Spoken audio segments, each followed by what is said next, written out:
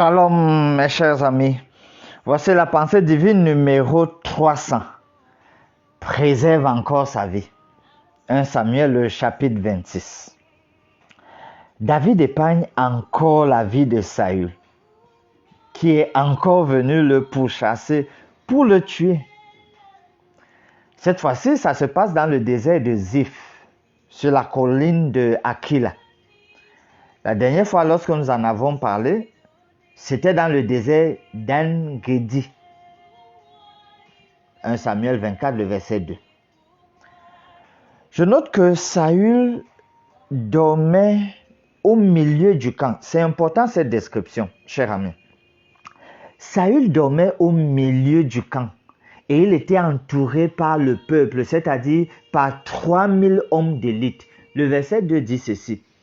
Saül se leva et descendit au désert de Ziph avec 3000 hommes d'élite d'Israël pour chercher David dans le désert de Ziph. Donc, en sa compagnie, il y a 3000 hommes d'élite. Maintenant, on va voir ce qui se passe. Dieu les a donc plongés dans un profond sommeil. Allons au verset 12, la partie B.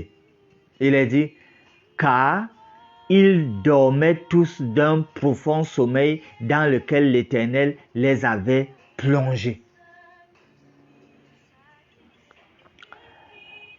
Qu'est-ce qui se passe donc?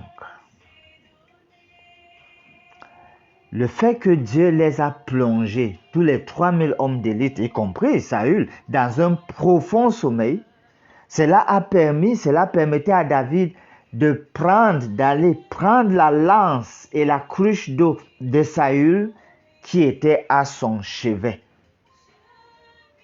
Ceci nous montre qu'en réalité, Dieu est vraiment celui qui est le juste juge et il est fidèle. Et en fait, c'est à lui de frapper. Le verset 10, David dit ceci au verset 10. L'Éternel est vivant. C'est à l'Éternel seul à le frapper. Soit que son jour vienne ou qu'il meure. Soit qu'il descende sur un champ de bataille et qu'il y périsse. Donc, David n'a pas voulu être celui qui tue Saül, qui met fin à ses jours. Il a dit non. C'est Dieu qui saura comment faire cela. Soit son jour va arriver et il meurt, ou alors il sera dans un champ de bataille et va être atteint. C'est à l'Éternel de nous venger, chers amis. C'est à l'Éternel de réduire à néant, au néant, et faire taire pour toujours nos ennemis, ceux qui nous en veulent. C'est à l'Éternel. C'est à l'Éternel.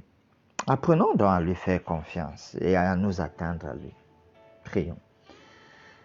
Seigneur, une fois de plus, David épargne la vie de Saül. Une fois de plus, nous devons nous attendre à toi parce que c'est à toi de frapper nos ennemis et de les faire taire et de les réduire au silence. C'est à toi de nous venger. Donne-nous de garder dans notre confiance en toi, attendant ton exaucement. Nous prions au nom de Jésus. Amen.